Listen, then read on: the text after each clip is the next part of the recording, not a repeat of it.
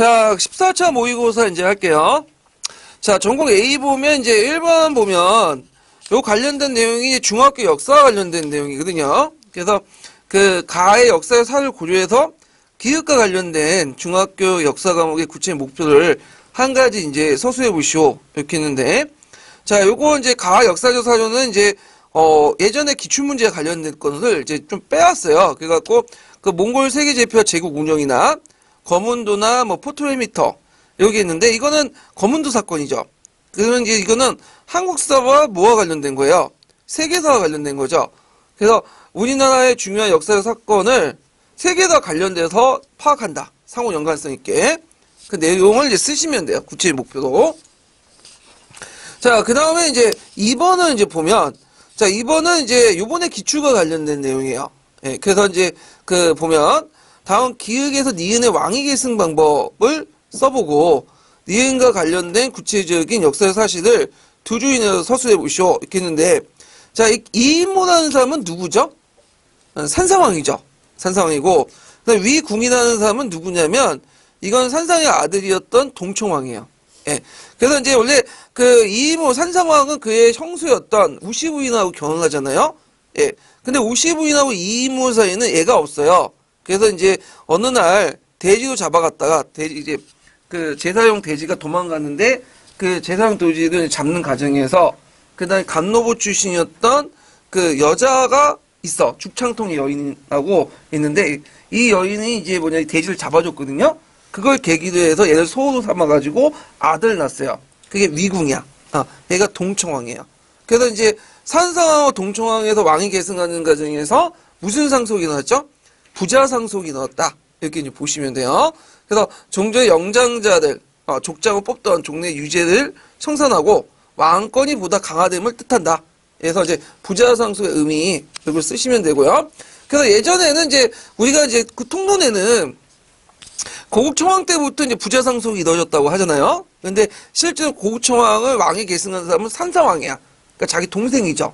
형제 상속이야. 그러니까 원칙은 고국청왕 때 정해졌지만 실제로 그 고국청왕은 생물학적으로 아들이 없었어. 결정적인 거죠. 그래서 어쩔 수 없이 이제 뭐냐면 형제 상속하고, 그리고 실제적으로 이게 적용된 것은 산상왕 때다. 이렇게 좀 보시면 돼요.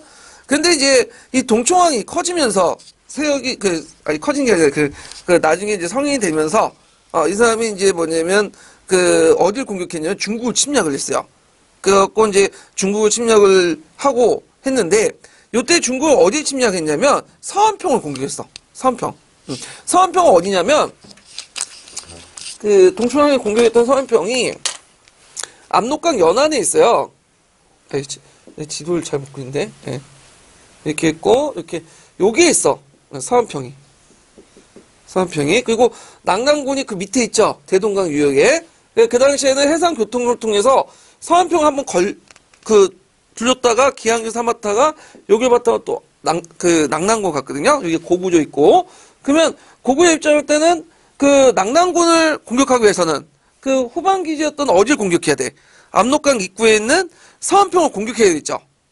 그래서 서안평을 공격한 거야. 근데 오히려 패퇴하고 또 오히려 누구의 침입을 받았어요? 위나라 각국음의 침입을 받죠. 그래갖고 이제 작갈 국내성을 비우고 도망간 일이 생기죠. 그게 동청왕이. 그래서 이제 요 관련된 내용을 쓰시면 돼요. 결국에는 그 후에 미청왕 때 서안평을 먼저 공격한 다음에 거길 점령하고 나서 1년 뒤에 어디를 멸망시켜요?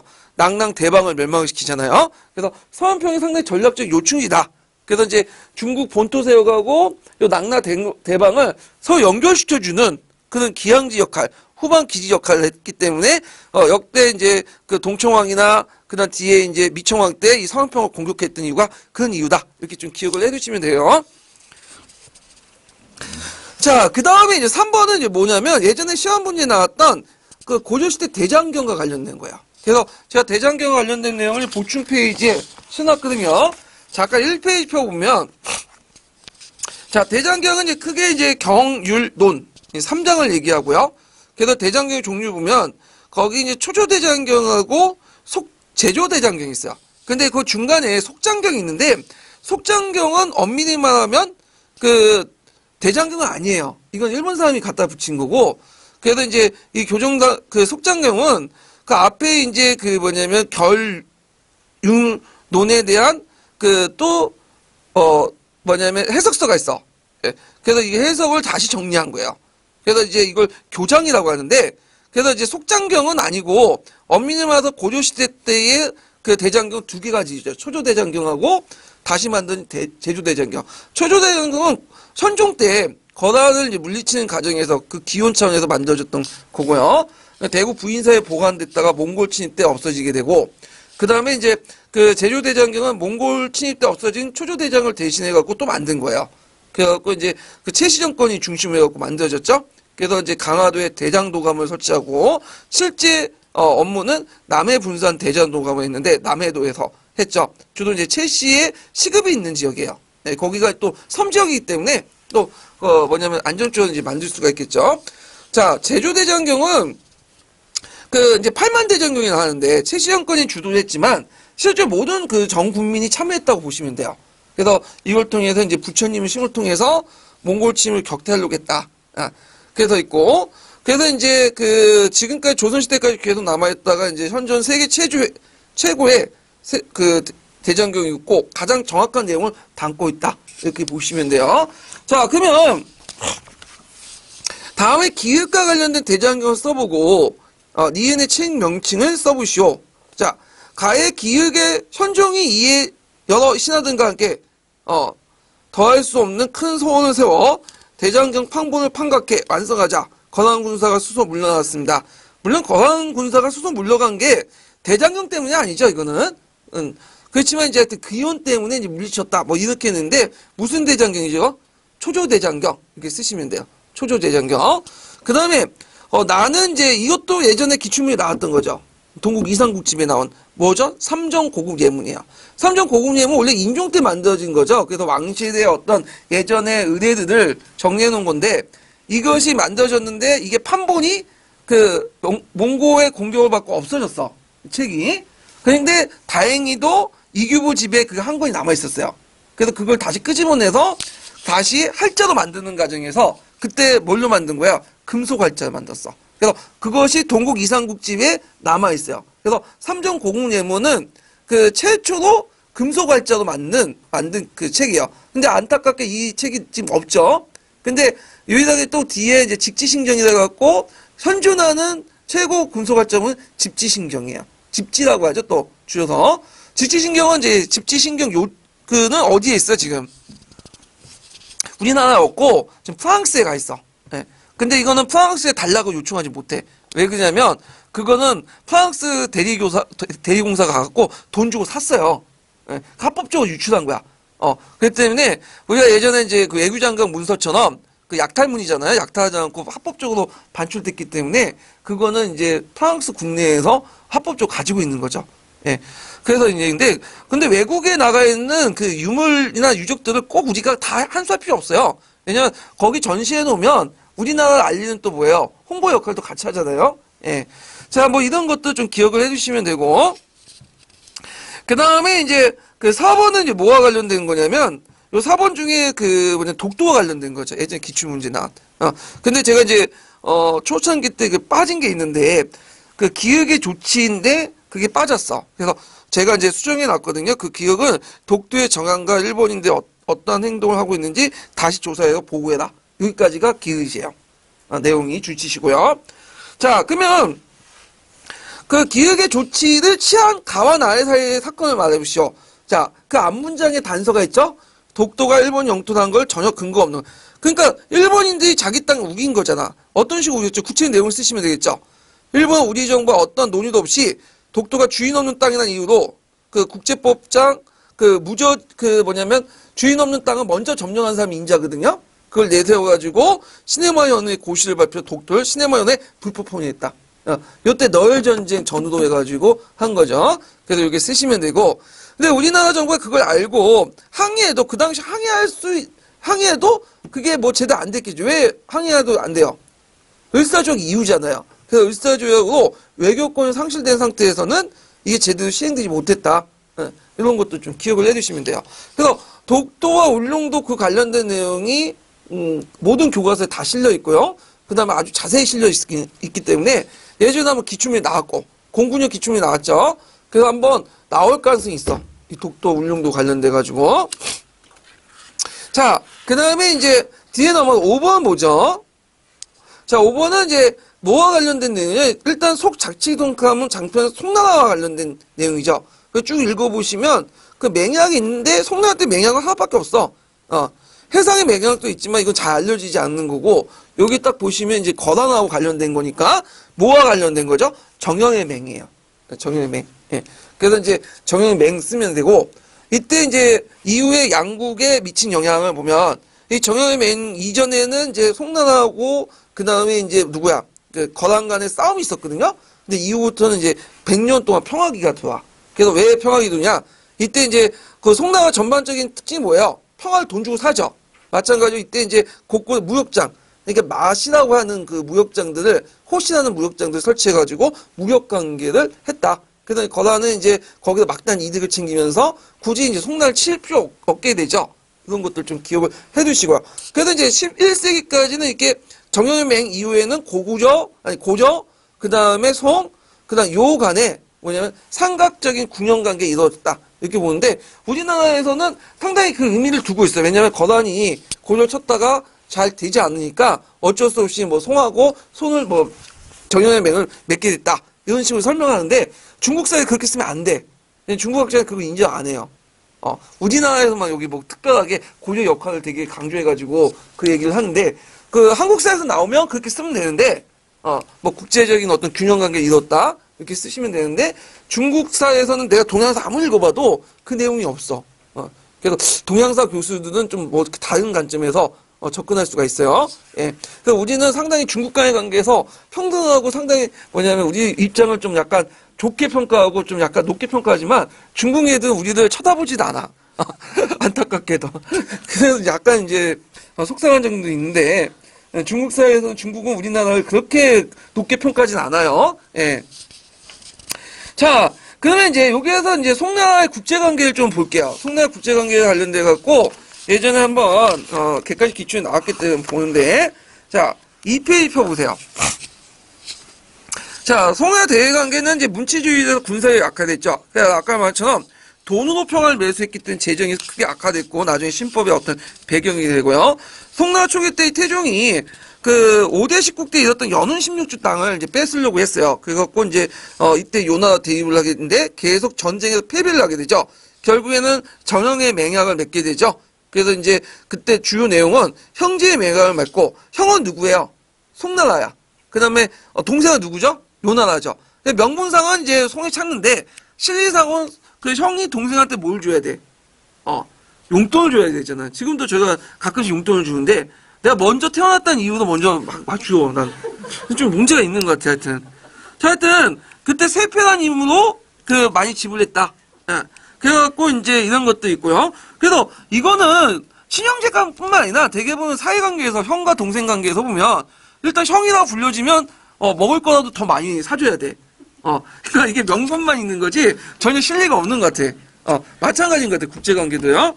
자, 하여튼 금나라 등장할 때까지 요송 간의 어떤 평화 관계가 계속 유지됐다. 이렇게 좀 보시면 되고 그 다음에 이제 여기에서 또 살펴볼 게 서화의 관계죠. 그래서 이원호하고 이제 할 때 이원호가 독립을 하고 이제 칭제권을 하니까 싸우게 되고 결국에는 칭제권을 취소하지만 이제 송나라 그 대신에 또 신하들에게 세표해주죠. 서에게.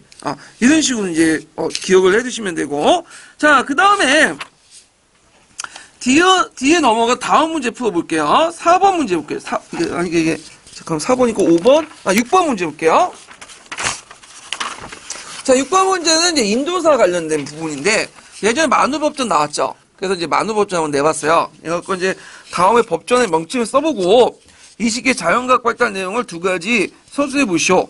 그래서 이제 요거는 쿠타망조 때 만들어진 거죠. 만우법전은. 그래서 이제 만우법전은 법전이기도 하지만 생활 어떤 그 종교 경전이에요. 브라마교의 종교 경전의 특징도 가지고 있다. 그래서 요게 내용을 보시면 알겠지만 각 계급의 역할들을 규정짓고 누구 중심이었죠? 브라만 중심이죠. 예. 그래서 이제 이때 쿠타망조 시대 자연과학 발달 내용을 쓰시면 돼요. 그럼 쿠타망조 관련된 내용을 좀 볼게요. 자, 몇 페이지 펴보시냐면요. 쿠타망조 관련돼갖고 제가 3페이지 2페이지 보세요. 2페이지. 쿠타 왕조는 뭐 정치사 부분은 볼 필요는 없어요. 문화 부분만 좀 눈여보시면 돼요. 쿠타 왕조 때 이제 신들교 카스트 제도가 확립됐죠. 이게 신들교가 확립되면서 이제 신들교가 이제 카스트 제도를 이제 뒷받침하게 되는데, 이 신들교는 이제 종전의 브라마교, 민간신앙, 불교를 혼합을 했고요. 그 다음에 이제 그 내용에 특별한 이제 그 브라마교 그 신들교의 특징들 있죠. 특별한 창시자가 존재하지 않고 책임 교지가 없고 지역에 따라 다양한 신을 숭배하는데. 세 명의 유명한 신이 있어요. 브라만, 비슈누, 시바. 그 중에 그 비슈누 같은 경우에는 여러 가지 모습으로 등장하죠. 그래서 아바타라는 그 말 있죠. 아바타라, 하신이란 뜻. 그래서 그때 이제 그 뭐냐면 심지어는 부처조차도 비슈누의 하신이 되는 거야. 그리고 왕도 하신이 될 수 있죠. 그래서 이제 비슈누의 하신이 돼서 그걸 통해서 이제 왕권을 정당화시켜주는 그런 역할을 하기 때문에 그 당시 쿠타 왕조, 그 뒤에 있는 여러 왕조들, 신두교 왕조들이 신두교를 보호해줬다. 이렇게 좀 기억을 해두시면 돼요. 자, 그 다음에 이제 카스 제도가 강화되고요. 그 다음에 이제 불교가 있는데 불교는 교리적으로 상당히 발달됐어요. 이 당시에. 근데 아쉽게도 이 불교가 교리로 발달했지만 대중화가 잘 됐기 때문에 쇠퇴해야 돼. 그래서 그 쇠퇴한 이유가 그 밑에 있어. 그래서 불교는 정치 탄압을 받아가지고 쇠퇴한 게 아니라 일단 불교 자체 교리가 너무 어려워. 그리고 지나치게 철학적인 면에 때문에 대중과 유리되고, 그 다음에 이제 또 신도교 신하고 구분이 안 돼. 등등. 이런 여러 가지 이유 때문에 불교가 이제 쇠퇴하게 되고, 그래서 인도에서 이때부터 이제 불교가 주요 그 종파가 아니라 소수 종파가 떨어지게 되고요. 대신 신도교가 이제 주요 종파가 되죠. 예. 그 다음에 이제 이 당시에 또 양식의 특징은 쿠탄 양식이라고 인도 고유의 양식이 등장해요. 왜냐하면 쿠타 왕조는 그 전에 샤카족이나 쿠샤 왕조의 지배를 받았거든요. 근데 쿠샤나 샤카는 이단 계통의 왕조예요. 그래서 이제 오랫동안 이민족의 침입을 받다 보니까 독립하고 나서 인도 브라망, 인도적인 것들을 강조하게 돼요. 그래서 인도적인 것들을 강조하다 보니까 아리아 민족의 문화를 강조하다 보니까 뭐 아까 전 그 카스트 신두교도 강조하고 그다음 인도 고전 문화를 또 강조하는 그런 것들이 등장하죠. 그래갖고 이제 인도 고전 문화가 발달됐다는 거. 그래서 이제 이때 그 산스크리트 문학이 발달됐고, 그 다음에 서사시, 마하바라타와 나마야나 이런 것들이 써여졌고요. 또 자연과학도 발달됐어요. 그 영의 개념도 이제 사용되고 무한 개념, 원주율, 그 다음에 지구의 자전, 월식 이런 개념도 알게 되고요. 후대에 이제 인도의 그 과학이나 수학, 천문학 같은 건 어디에 영향을 주죠? 이슬람에도 영향을 주죠. 네, 이런 것들 이제 쓰시면 돼요. 자, 그러면 자연과학 발달 관련된 내용은 이제 답을 뭐라고 쓰시냐면 아까 전에 말한 것처럼 자, 자연과학 발달 내용에서 이 발달 이렇게 틀렸네. 오타.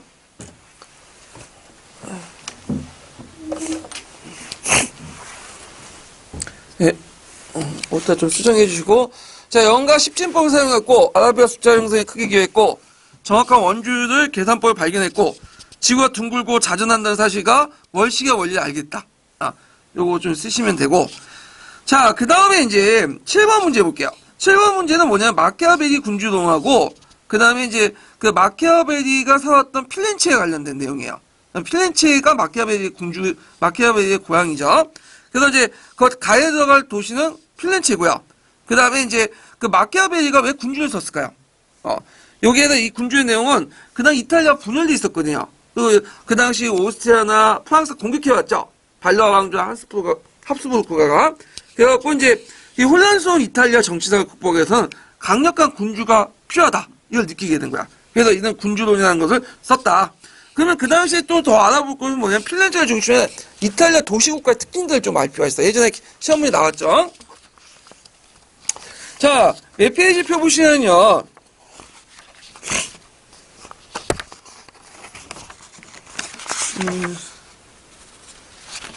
내가 정리를 해놨네. 5페이지.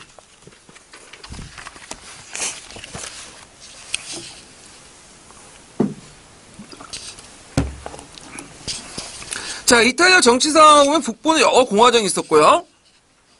중부는 교황령이 있었고, 남부에는 양시칠리 왕국, 나폴레옹 왕국 존재하고 있었죠. 그래서 이게 좀 볼 게 이제 북부의 이제 공화국들인데, 북부의 공화국들은 이제 특징이 뭐냐면, 우리가 생각하는 봉건 왕국들은 아니에요. 하나하나가 뭐예요? 영역국가고 중앙집권국가야. 그러니까 중국식으로 따지면 춘추시대 국가가 아니라 전국시대 국가가 보시면 돼요. 예. 그래서 이제 대표적인 나라들이 이제 피렌체, 베네치아, 뭐 이런 밀라노 그런 나라들인데, 피렌체는 이제 공화정이지만 실제 지배했던 가문은 어떤 가문이죠? 메디치인가죠. 그래서 치오피에 나누기 위해서 메디치인가가 실제로 지배를 했고요. 그 다음에 이제 메디치인가가 잠깐 물러날 때가 있어. 그때 이제 지배했던 정치가 누구냐면 신정 정치를 했던 사보는 올라라는 사람이야. 이 사람 외워두세요. 그래서 이제 이 사람 신비주의자로서 신정 정치에 입각한 개혁을 추구했고 결국에 샤르 8세에 침공받아서 몰락하고 말았고요. 그 후에 다시 집권한 게 메디치인가고 이 사람이 이제 집권하고 나서 이제 필렌체를 토스카나 공화국으로 개칭하게 돼요. 예. 그래서 그 주변에 이제 토스카나 평원이 있거든요. 그래서 이제 그 평원 이름을 따서 토스카나 공화국이라고 개칭했고요. 베네치아 같은 경우에는 제일 정치적으로 안정된 국가였고요. 그 다음 혼합 정치 체제를 유지했죠. 그 군주제, 가두제, 민주제의 원리가 다 반영돼 있고, 그 다음에 이제 통령, 대회의, 원로원, 그 시민위원회 이런 권력기구가 있는데 그 중에 제일 이제 중요한 권력기구가 시민위원회예요. 그 시민위원회는 그 상호권을 장악한 신기족들이 구기족들을 처벌할 목적으로 만들었고 최고 행정기관이었다. 이거 예전에 시험 문제 나왔어요. 시민위원회. 자, 그 다음에 밀라노 같은 경우에는 비스코틴가하고 스포자가 이제 통치를 했고, 그 다음에 이제 이런 특징도 있다는 걸 좀 기억을 해주시면 되고, 자, 르네상스 시기 때 국가 형태 특징.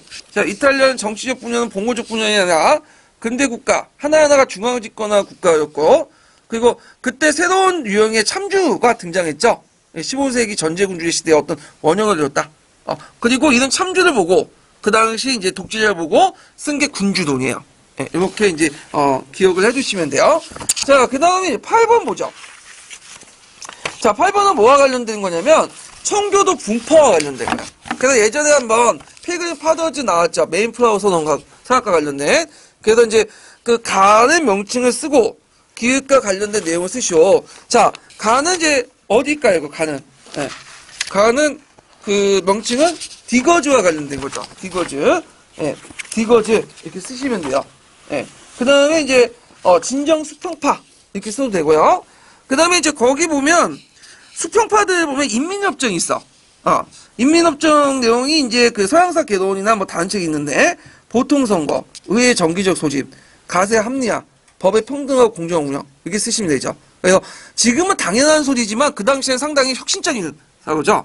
그래서 이 청교도혁명의 의의 중에 여러 가지가 있게 뭐냐면, 그 사상의 폭이 확대됐다. 그 내용이 있거든요. 그거는 이제 이런 수평파들의 주장 내용 때문에 그런 거예요. 그래서 인민협정 내용 꼭 기억을 해두시면 되고요. 그러면 요게 더 살펴볼 게 뭐냐면 청교도 혁명에서 이제 일단 청교도의 분파의 특징들 좀 볼게요.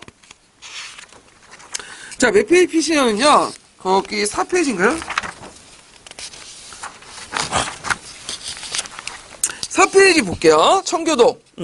청교도는 이제 영국의 국교회에서 갈려져 나온 거야. 원래 영국 국교도. 근데 영국 국교회가 그 구교적 요소와 신교적 요소가 같이 있기 때문에 그 영국 국교회에서 이제 그 구교적 요소를 좀 깨끗이 하자.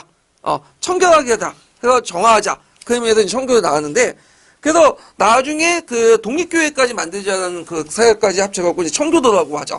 그래서 엄밀히 말하면 형식상 영국 국교회에 소속돼 있었어요. 청교도가. 이게 완전히 교단이 분리된 것은 언제 때부터냐면 명예혁명 이후부터예요. 이거는요. 자, 그래서 이제 그 보통 우리가 이제 성공회, 그러니까 정통 국교대와 이제 청교도를 분리해보면 이 정통 국교회도 또 하나 여러 가지 파들이 있어. 그 중에 이제 뭐냐면 카톨릭 요소를 어떤 정도 받아들이냐에 따라서 많이 받아들인 파는 고파교회, 고고학파죠. 그러니까 찰스 1세가 이걸 통해서 친카톨릭 정책을 이용했죠. 그 다음에 프로테스탄트 요소가 강한 파는 뭐냐면 저파교회예요.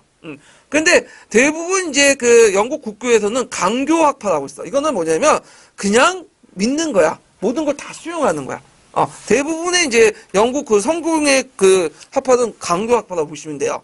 자, 그 다음에 이제 청교도는 분리파와 잔류파가 있는데 잔류파는 청교도가 분리된 영국에 잔류된 그 사람들이고, 그러니까 통합됐고, 이 분리파는 나중에 명예혁명 후에 이제 비국교도라고 불렸던 사람들이죠. 그래서 이제, 그 안에는 장로파, 독립파, 뭐 수평파, 친례파, 디거즈, 피그림 파더즈, 여러 파벌들이 있는데, 장로파는 이 스코틀랜드 장로파의 영향을 받아서 전국적인 통일교회를 중심했고요. 그래서 교회의 중심은 장로가 중심을 해야 된다. 지금도 교회 장로가 있죠? 교회 이제 운영 전반적 살림을 담당하고 있잖아요. 그래서 제가 이제 알기로는 교회 목사님 월급도 준다고 그러더라고요. 난 그래서 11조나 헌금 받으면 교회 목사님 다 갖는 줄 알았어. 그게 아니라 장로들이 와가지고 그걸 다 이제 회계 처리하고 그래서 이제 준다고 하더라고요. 예. 근데 거의 뭐 장로들도 뭐 보니까 교회 목사들 지배하다 있는 사람도 많더라고요. 그래서 요즘에 그 교회에 세워놓고 이제 세습하시는 분도 있잖아요. 예. 그런데 자 하여튼 있고 독립파는 장로 중심의 교회 반대해서 일반 신도 중심으로 독립교회를 만들자 이런 것들이 이제 독립파고 그 이 독립파 안에서 나중에 이제 크노웰이 나온 거죠. 그 다음에 수평파는 독립파 내에서 분리돼서 더 나아가서 좀 평등을 강조한 거야. 그래서 이제 11제 페이지 그 다음에 신앙의 자유 그 다음에 보통선거 이런 것들을 이제 강조하는 건데 아까 말하는 그 뭐냐면 아까 이제 풀어본 그 인민협정과 관련된 부분 이 수평파와 관련된 거죠.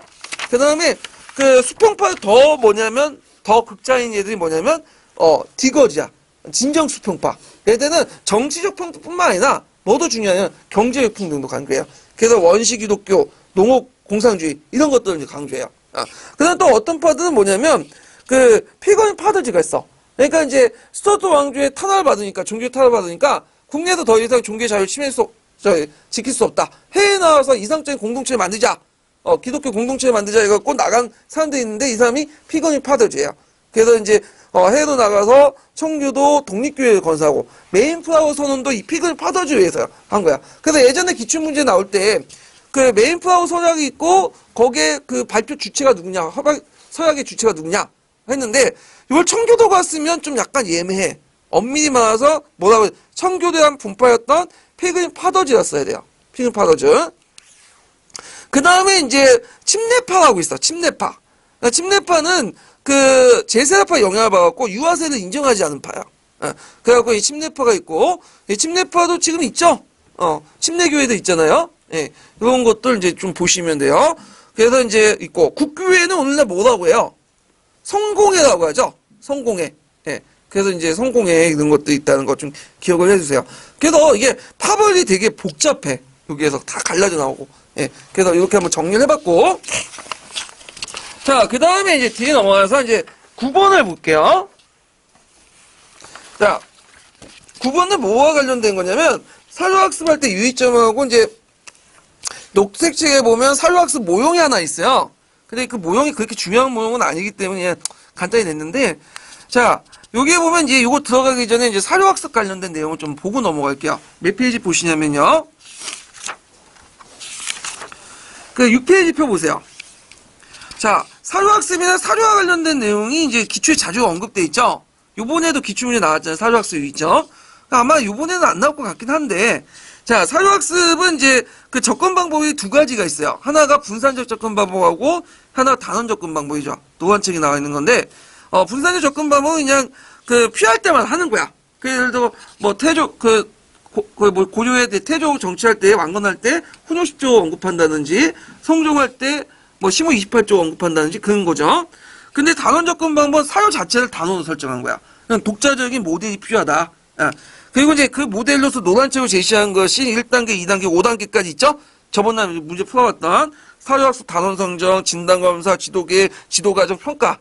그 중에 여러분들 꼭 외워둘 것은 진단검사 단계에서 뭘 해야 되는가. 관심도, 흥미도, 기존 학습도, 학습 능력 요구도. 맨날 기출에 나왔던 게 두 번이나 물어봤거든요. 예. 그래서 이제 요거 파악을 해두시고. 그 다음 뒤에 넘어가 사료 선택 기준 외워두셔야겠죠. 목표성, 내용성, 능력과 발달, 가치와 증명성, 근원성 등등등 있으니까 보시면 되고요.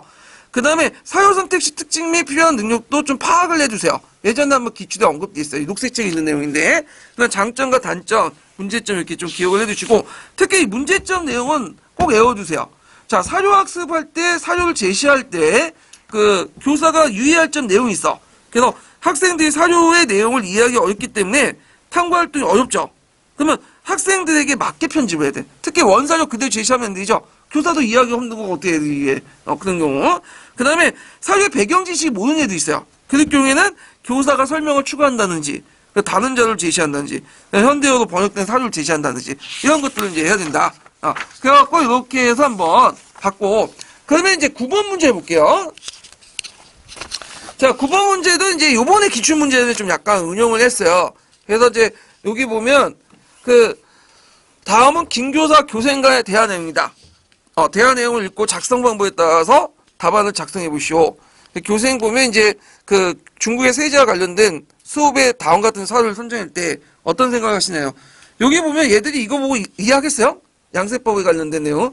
뭐 신정이 어떻고 용조가 어떻고 뭐 함자도 걸려 있고 그러면 이게 번역된 사료 중 학생 너무 이해하기 어렵고 너무 압축적이어서 배경지식이 어려운 학생이 많겠네요. 예. 이런 문제점을 공부해서 어떻게 해야 되는가? 이건 녹색책에 있죠. 이번에 시험 문제나. 첫 번째는 교사가 내용을 검토해서 학생 수준 바꿔놔야 돼. 표현 방법 같은 걸. 그 다음에 교사가 배경지식 모르니까, 이제 학생들이 배경지식 모르니까 추가 설명을 담거나 다른 관련 자료들은 활용하는 게 바람직하다. 그래서 요거 꼭 외워두세요. 근데 요번에 안 나올 것 같아. 외우지 마. 외우면 좋긴 좋은데, 제 생각에는 안 나올 것 같아서. 3, 4년 뒤를 보고 공부하실 분은 외워두시고, 요번에는 그냥 넘어가시면 될 것 같아요. 이거는. 자, 그 다음에 기억, 사료학습에 맞는 수업 모형. 접근 방법 있죠? 어딜 써야 되죠? 단원 접근 방법. 예, 여기 쓰시면 되고. 자, 그 다음에 이제 보면, 거기에 이제 사료 비판적 역사 읽기하고 사료 엑스 단계 있는데, 요는 뭐냐면 이제 녹색책에 보면, 노란책에 보면 이제 저번에 문제 풀어본 것처럼 사료학습 모형이 있죠? 근데 또 하나 녹색책 사료학습 모형이 있어. 요걸 적어 놓은 거야. 근데 비중이 좀 떨어져. 요 부분은.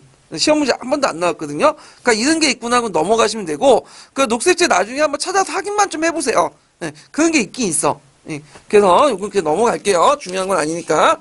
자, 그 다음에 이제 10번을 볼게요. 자, 10번은 뭐와 관련된 거냐면, 설명 방식의 일반 전반적인 것들 물어본 거예요. 요거는 어디에도 많이 봤죠? 기시감이 많이 들죠? 어디에서? 기출문제 나왔던 거잖아요. 그 기출문제 예문들을 제가 정리해갖고 이제 다시 문제를 만들어 놓은 거거든요. 예, 편집해갖고. 그래서 설명 방식은 두 가지가 있어요. 남색책에 보면. 일반적 설명 방식하고, 그 다음 가학적 설명 방식 두 가지가 있죠? 일반적 설명 방식은 교사들이 수업에서 일반적으로 하는 방식이야. 설명 방식이고, 근데 가학적 설명 방식은 이제 역사학자나 가학철학자들이 연구해가지고 만든 설명 방식이죠. 근데 이게 가학적 설명 방식, 일반적 설명 방식 뭐냐면 겹치는 부분들이 좀 있어요. 예를 들어 총괄 같은 거 있죠? 총괄은 일반적 설명 방식이기도 하고 또 가학적 설명 방식이고 이게 겹치는 부분도 있다는 거. 자, 그럼 여기에서 이제 살펴볼 것은 뭐냐면 일반적 설명 방식을 주로 얘기하는 거야. 그러니까 수업 현장에서 교사들이 주로 하는 수업 방식, 설명 방식이죠. 자, 그걸 이제 좀 보면 자, 거기에 보면 이제 기억을 보면요. 노예는 전쟁에서 포로됐거나 빚을 갚지 못한 예속된 사람이에요. 자, 요때 이제 설명 방식의 유의점 이렇게 이제 쓰시는데 요거는 노예에 대해서 뭐예요? 개념과 용어에 대한 설명이죠. 거기. 그래서 개념과 용어를 올바르게 정의하기 쉽지 않다. 용어와 의미나 시대나 상황에 따라서 다를 수 있다. 이렇게 이제 보시면 되고요. 그 다음에 이제 니은을 보면 니은의 설명 방식 역사학습에 동의할 때 유용한 점, 사슬에 묶인 채 채찍을 맞으면 노를 젓는 이들 모두 기피함으로 제수들은 와 노예들 갤리선을 적는 걸 동원했어요. 갤리선이라는 건 뭐냐면 보통 지중해 항해할 때는 바람이 별로 없기 때문에 노하고 바람을 같이 이용해요. 그러니까 범선을. 그래서 여기 뭐라고 하죠? 돛대를 같이 달고 노를 져요. 바람이 없을 때는 뭐죠? 노를 짓거나. 그 다음에 속도를 높을 땐 노를 짓거나. 그 다음에 바람이 좀 있을 때는 범선을 사용하죠. 이게 돛대를. 그래서 완전한 범선은 이제 뭐냐면 카라반선이 있어. 나중에 이게 발전된 건데 하여튼 자 갤리선을 이용했다. 그러면 이거는 왜 노예가 많았는지 죄인이 생겼는지 이런 것도 쭉 얘기해줘. 원인과 인과관계죠. 노예가 생기는 이유를 설명한 거지. 인과관계 수업이죠. 그래서 유용한 점 인과적 수업을 쓰시면 돼요. 학생들 역사의 사건의 배경과 관련시켜서 더욱 깊이 이해할 수 있고 인과관계 역사의 탐구의 중요한 과정을 인식하게 되고요. 원인과 결과를 따져갖고 역사의 탐구를 향상시킬 수 있고 그 다음에 인과관계의 의미와 성격에 대한 성찰활동 역사 의식을 높일 수가 있고요. 그 다음에 여기서 주의할 것은 이제 원인과 다양성에 대해서 한 가지 원인이 아니라 여러 가지 다양성이 있다는 거. 그리고 역사에서 인간한 거, 원인한 거는 상대적인 거죠. 주관적인 거. 이런 것도 이제 파악을 해야 되는 거죠. 자, 그 다음에 기획의 설명 방식 이용할 때 학생들, 교사가 해야 할 디귿의 내용은 뭐냐? 자, 노예에 대한 용어를 개념을 설명할 때 또 뭐죠? 관련된 사례를 설명해줘야죠. 비유를 해주고. 이걸 얘기해요. 그래서 그 개념의 의미를 알기 쉽게 설명하기 위해서는 개념의 속성과 관련된 여러 가지 사례나 비유를 적절하게 해야 된다. 그 다음에 여기에서 총괄 방식인데, 니은은 왜 총괄 방식이라고 하면, 자, 총괄 방식이 왜 될 수 없냐면, 자, 여기 왜 될 수가 없어요? 총괄 방식의 특징은 뭐죠? 원인이죠. 원인이 없는 거죠. 그래서 사건의 어떤 결과나 그냥 성격만 설명하잖아요. 진행 과정이나. 근데 여기 뿌리라는 말이 있어. 뿌리. 뿌리라는 것은 역사학에서 원인을 대체할 수 있는 비유야. 뿌리. 근본적인 거. 뭐 이건 다 원인의 의미잖아요. 예. 그렇기 때문에 이것은 총괄 학습이 될 수가 없어요. 그래서 이제 뿌리는 원인을 의미한다. 그래서 총괄적 설명 방식은 성격과 결과를 물어보지 않고 물어보는 것이 원인을 물어보는 것이 아니죠. 그래서 요것 때문에 총괄적 설명이 아니죠. 예, 그런 거 좀 기억해요. 그래서 총괄적 설명할 때는 모두 같이 해야 되죠. 원인과 배경도 같이 설명해 줘야 돼. 왜냐면 원인과 배경이 없기 때문에. 자, 그래서 이렇게 해서 이제 한번 얘기를 했고요. 그래서 요 예문은 예전의 기출문제 예문들을 응용해가지고 제가 한번 만들어 본 거고요. 자, 11번 문제 볼게요. 자, 11번은 뭐와 관련된 거냐면 춘추 전국시대 때의 어떤 그 사료예요. 그래서 춘추 전국시대 사회 경제 상황을 이제 변화를 보고 이제 얘기를 하는 건데, 자, 거기에 이제 사료 이제 A와 B는 이제 뭐와 관련된 거냐? 자, 춘추 시대 때 맹약과 관련된 거죠, A는. 그래서 이제 보통 춘추 시대 때는 해맹 정치라고 하죠. 그래서 맹을 매갖고 이제 정치하는 방법, 국제 질서를 하고, B는 이제 초왕이 주로 이제 어디에 싸우는 수레 타고 싸우죠. 그러니까 춘추 시대 때는 주로 전차전이었어. 근데 이게 나중에 이제 보병으로 그 전국시대 넘어가서 뭘로 바뀌죠? 기바나 보병으로 바뀌죠. 주적이 특히 보병으로. 예전에 기출문이 나왔던 거 그거죠. 춘추시대 군사제도 변화 내용. 자, 그러면 이제 여기 내용을 보면, 자, 김 교수가 가에 들어갈 그 국제질서. 춘추시대 특징은 맹약을 바탕한 무슨 내용이죠? 해맹적 국제질서다. 그래서 하늘에 제사를 지내죠. 그래서 패자들이 그 여러 제후들 불러서 그 소나 말을 잡아가지고 피를 서로 묻히고 사표의식이라고 하죠. 그 다음에 하늘에 맹세를 해요. 우리가 보통 그 맹세한다는 말 있죠. 여기에 나온 거예요. 그래서 이런 것들을 뭐라고 하냐면 해맹적인 국제질서다. 춘추시대 때 국제질서고요. 그 다음에 이제 기획의 성격. 그 춘추시대 기획의 성격은 뭐죠? 공회지기는 융사공동체의 어떤 수장이다. 그러니까 이제 제사라든지 전쟁의 지도자로서 융사공동체 성격이 있고, 그 밑에는 조상신 숭배라는 어떤 관념이 깔려 있어요. 자, 그 다음에 이제 나중에 들어가면 그 밑에 있는 경대가들이 이제 세력이 강해지죠. 이 사람들이. 그래서 결국에는 이제 전국시대에 가면 하극상이 일어나잖아요. 그래서 경대가들이 공을 제치고 자기가 이제 왕이 되죠. 그리고 그 자기끼리 싸우는 과정에서 대부분 경대가도 또 몰락을 하게 되죠. 이런 것도 있네. 자, 이런 그 경대가, 세경가들이 등장할 수 있는 군사 강화는 뭐냐? 자, 이들이 실제로 이제 농민들 지배를 했어요. 그래서 농민들을 병사로 평성하면서, 예전에 춘추시대 때는 농민들이 병사가 아니었죠? 주로 누가 병사였죠? 사죠, 사. 근데 이제 전국시대 넘어가면서 농민들을 이제 보병으로 징집을 하잖아요. 그러면서 이제 그들의 권력을 강화시키고, 그래서 이제 이런 것들을 했다. 그래서 지휘권을 획득했다. 그리고 그런 군사적 기반 밑에는 경제적 기반이 있었는데, 이건 경제적 기반을 뭘로 충당했죠? 산림수택의 가사나. 이 말 많이 들어봤죠. 강자중국사에. 산림수택은 뭐냐면, 예전에 이제 산하고, 임야하고, 강이나 호수, 택지에서 나오는 자연물들은 예전에는 마을 공동체 전부의 재산이었어요. 이걸 이제, 그 경대부들이 자기 재산을 만들어가지고, 군사력도 양성시키고, 자기한테 충성하는 사계층도 뭐, 이렇게 해갖고 돈도 주고, 그러면서 정치 군사력을 키워나가면서, 뭐죠? 위에 있는 공을 쳐내고 자기가 왕이 되는, 전국시대 왕이 되는 그런 형상들이 나는데, 그러면서 이제 군주관도 바뀌게 되죠. 종전에는 이 사람이 이제 시족그의 우두머리이기 때문에 숭배하는데 반해서, 조상신 때문에 제사를 지냈기 때문에 숭배하는 상징적인, 의대적인 그 때문에 숭배하는데 반해서, 나중에 전국시대 군제는 뭐죠? 가부장적 군주관으로서 돈을 주고 매수하죠. 그래서 돈을 주면서 충성을 유도하는, 이런 것들로 이제 바뀌었다. 이렇게 이제 기억을 해 두시면 돼요. 그래서, 춘추 전국시대 때 이제 경대부의 성장 과정 기반들을 제가 이제 표로 작성을 해봤거든요. 몇 페이지를 보시냐면, 8페이지에 있어요. 거기에 보면 이제 그 산림수택 가산화를 통해서 그 뭐냐면 경대부들이 힘을 키워서 왕이 되고, 그 다음에 이 사람들이 이제 뭐냐면 시족 질서를 무너뜨리고 재민지 배치를 확립을 하게 되죠. 그리고 범법을 시행하는데, 그때 범법을 실시하는 목적이 뭐냐면 그 당시에 전국시대 들어가면 전쟁 규모가 커지잖아요. 네, 그러면서 전쟁 한번 승리하냐 패하냐에 따라서 국가의 운명이 갈려지기 때문에 어떠하든 국가의 모든 자원들을 다 동원해갖고 뭐야 전쟁 이겨야겠죠. 그래서 이제 이런 재민지배 체제를 확립한 범법을 통해서 국가 안에 있는 인력과 물자를 끌어들이기 위해서 이렇게 하려겠다. 이런 것들 쭉 한번 정리해봤어요. 그래서 좀 보시고, 제가 그 시가 좀 악필이에요. 그 좀 양해를 좀 해주시고.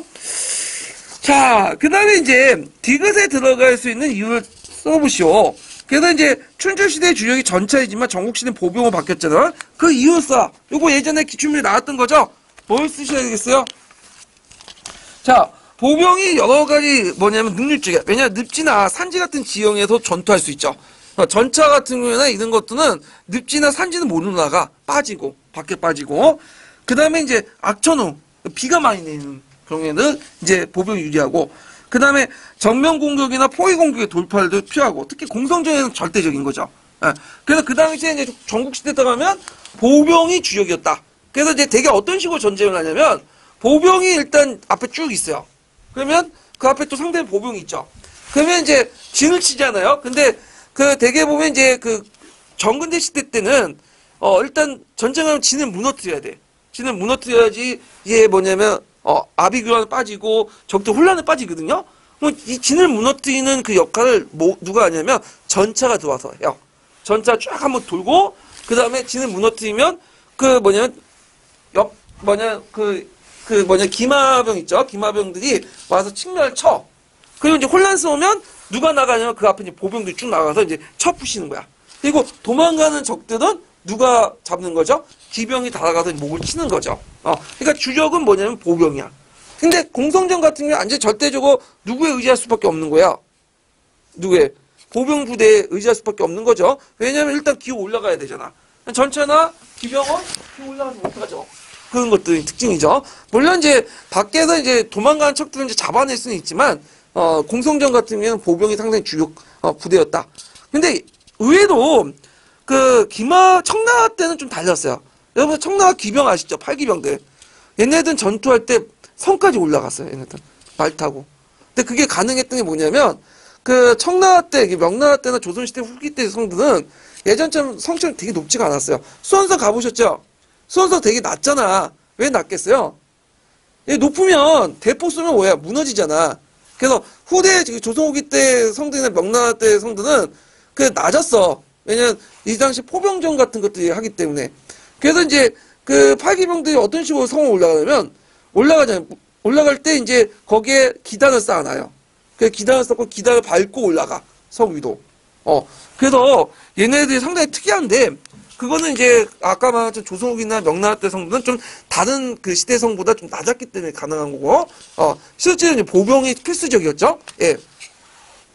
자, 일단 군제 춘추 영국시대 군제의 어떤 변화상 이것도 예전에 시험 문제 나왔기 때문에 좀 기억을 해두시면 되고요. 자, 그 다음에 12번 문제 볼게요. 12번 문제는 유신정부와 관련된 거야. 그래서 유신정부도 이번에 이제 시험 문제 나올 것 같긴 해요. 박근혜가 물러났기 때문에 여기 이제 까는 문제들이 한번 나올 가능성이 있어. 그래서 이제 그 유신정부에 하는 유신헌법을 낳게 된 국제 배경이 뭐죠? 닉슨 독트의 발표나 미국이나 중국의 적극 등 이런 동북아시아 냉정체제가 흔들렸기 때문에 이제. 그래서 예전에는 냉정체제에서 먹었던 그 박정희가 뭐예요? 상당히 위기의식을 느끼죠. 그러니까 그 박정희의 위기의식을 얘는 뭐라고 생각해? 국난의 어떤 걸로 생각한 거야. 자기들 정권의 위기의식을. 그래서 이런 위기의식을 극복하기 위해서는 유신체제가 필요하다. 이런 식의 논리를 잰 거죠. 그래서 한국적 민주주의를 내세웠잖아요, 얘가. 예. 자, 그리고 그 다음에 국회의원 3분의 1을 대통령이 뭐냐면 임명을 해요. 그래서 이제 있는데, 대통령이면 통일주체 국민회에서 이제 3분의 1을 국회의원을 선거를 하게 되는데, 요때 구성된 회가 뭐냐면 유정회예요. 유정회. 그래서 이제 통일주체 국민회 실질적으로 대통령이 주체를 하기 때문에 실제 유정회는 그 대통령이 임명했다 보시면 돼요. 그래서 이제 거기에 유정회가 3분의 1 먹고 공화당이 3분의 1 먹으면 3분의 2를 먹게 되는 거죠. 그래서 이제 개헌을 하려면 3분의 2 정도가 돼야지 개헌하는데 3분의 2가 다 박정희 편이에요. 국회의원. 그러면 어떻게 했어? 개헌 못 한다는 거죠. 개헌 저지선을 무너뜨리고 완전히 이제 뭐 유신체제를 확립시키려고 했다. 그 다음에 이제 거기에 박정희가 또 자주 울고 먹는 것도 있어. 뭐냐면 이게 뭐냐면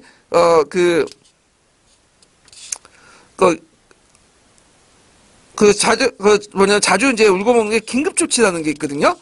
긴급조치. 잠깐만.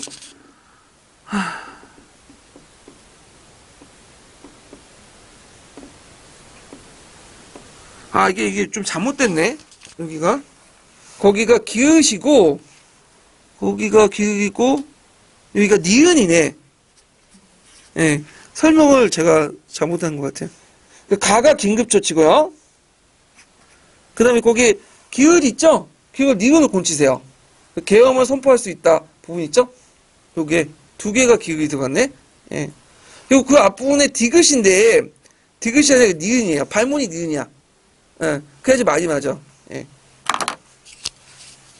그래서 이제 53조에는 긴급조치 내용인데 긴급조치는 위기상 천재지변이나 중요한 재정적 경제적 위기에 따라서 공포되는 건데 문제는 긴급조치가 위기 때만 하는 게 아니라 상시적으로 막 한다. 1호부터 해서 9호까지. 그러니까 주로 언제 이제 공포하냐면 자기 정직들을 제거할 때. 이렇게 이제 했다. 그리고 이제 거기에 이제 또 보면 거기 계엄을 선포할 수 있었다. 그리고 계엄 선포가 공포됐던 정치적 배경을 서술해 보시오. 자, 유신 정권 때 계엄 한번 선포됐죠. 언제 선포됐어? 부마항쟁 때. 기억 안 하시죠? 그게 이제 그 사건이 뭐냐면 그 당시 이제 그 김영삼이 YH 무역 사건 등 위원직을 제명당한 사건이 있었어요. 부마 사태가 일어난 배경이 그걸 좀 설명을 하면 그 당시 이제 1979년에 들어가면 그 제2차 그 석유 파동이 일어나죠. 그래서 우리나라가 마이너스 성장을 할 때가 있었어요. 예, 계속 고속 성장을 하다가 그때 이제 YH라는 그 유명한 대기업이 있어. 지금은 뭐 없어지지만 그 당시에는 상당히 유명한 대기업이었어. 섬유회사인데 그 회사 사장이 이제 부도를 내가지고 저 외국에 도망간 거야. 그러니까 이제 거기에서 이제 월급을 받고 이제 하는 그 여공들이 돈을 못 받잖아요. 월급을 몇 달씩 못 받으니까 열받았겠죠. 그래갖고 이제 하소연을 하려고 그 당시 야당 당사였던 신민당에 몰려들어간 거야. 그래서 신민당에 들어가고 이제 으쌰으쌰 농소를 하는데 정부 입장은 되게 마음에 안 드는 거야. 근데 신민당에서는 뭐 정부에서 뭐 경찰 요청하지도 않았거든요. 근데 자기들이 이제 와가지고 경찰들 와가지고 신민당사에 있는 여공들을 강제로 끌어내리고 거기 여공들에게 뭐 똥을 던지고 막 그 분노도 던지고 그랬는데 그 여공들이 도망가다가 거기 저희 신민당사 위층 옥상에 가다가 떨어져 한 명이 죽었어요. 예. 그러니까 이제 이거에 대해서 이제 그 당시 신민당 총수였던 김영삼이 말도 안 된다.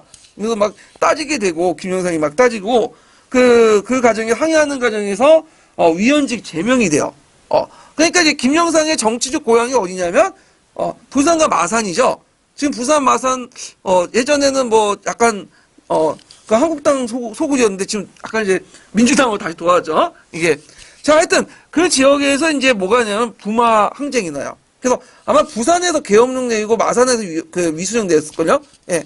그래갖고 이제 그걸 이제 해가지고 뭐냐면 요때 계엄령이 선포가 돼요. 이해되시겠죠? 예.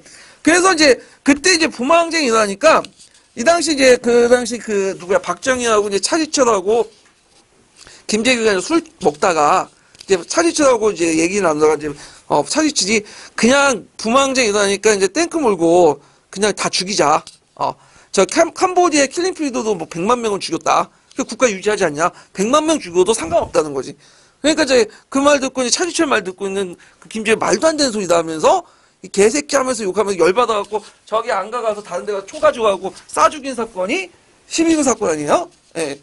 그래서 여기가 이제 서로 연결된 거야. 그래서 그 나비 효과라는 게 있잖아요.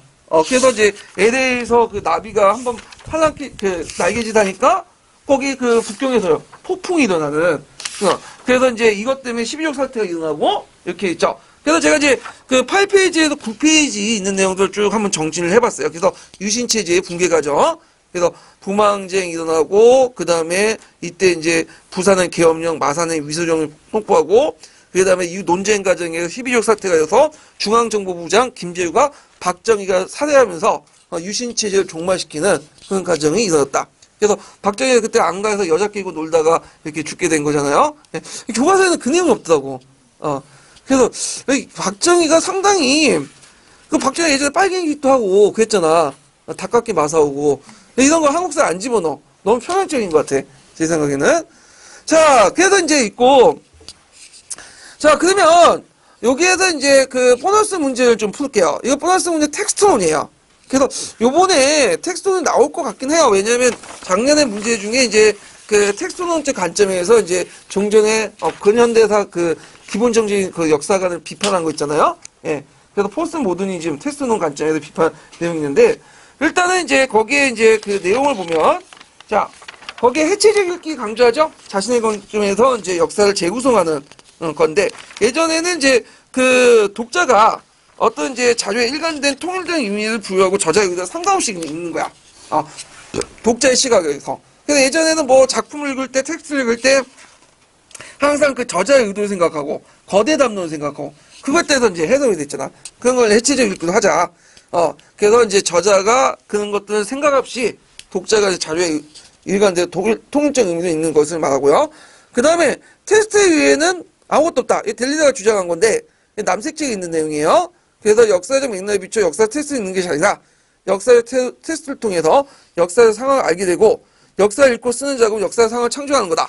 그래서 텍스트는 역사를 담는 언어적 허구며 역사의 의미를 발명하는 작업이다. 그래서 이제 언어적 허구 발명하는 작업이 있는데 이거 좀 외워두셔야겠죠?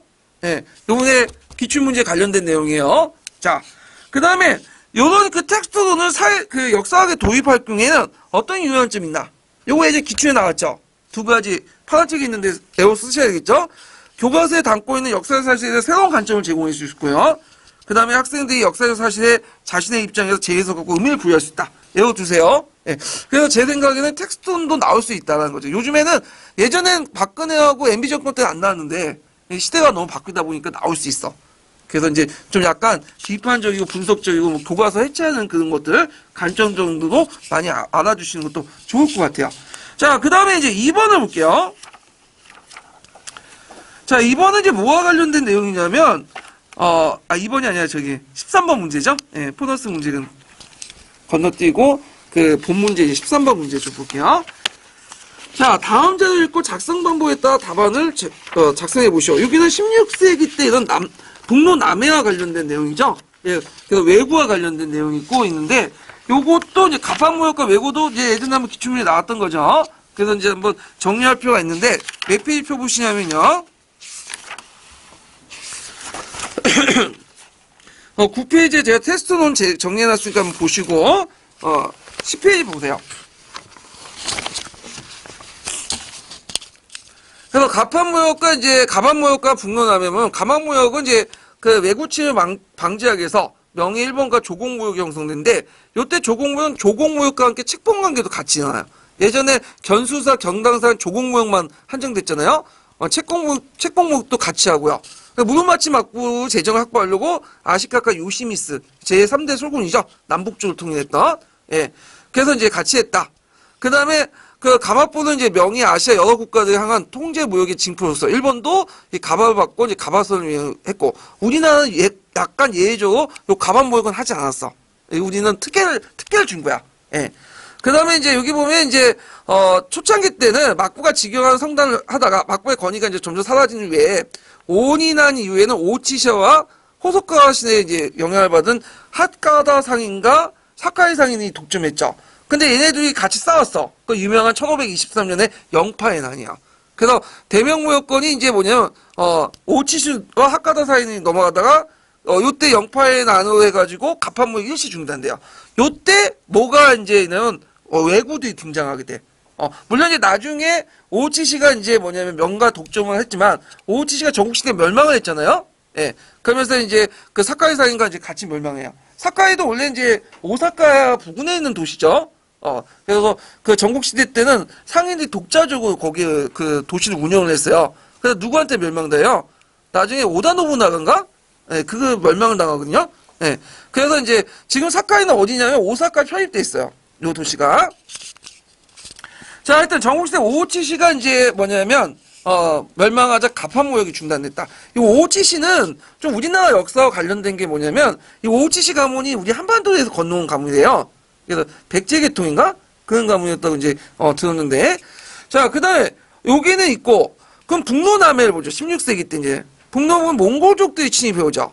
북쪽으로는. 그래서 이제 대표적인 게 몽골족, 오일라트 부가, 그 엑센이 남체형이니까 왕진이 그 한간인데 이 사람이 이제 영종한테 한번 가서 친정하자 하다가 물론 후발대 있었는데 영종이 뒤에 이제 몽골족 기병대 습격받았고 포로 잡혔죠. 예. 그래가지고 잡힌 사건이 이게 토목분의 변이야. 유명한 사건이죠. 그래서 이제 몽골족도 얘 포로 잡고 뭔가 좀 인질대를 많이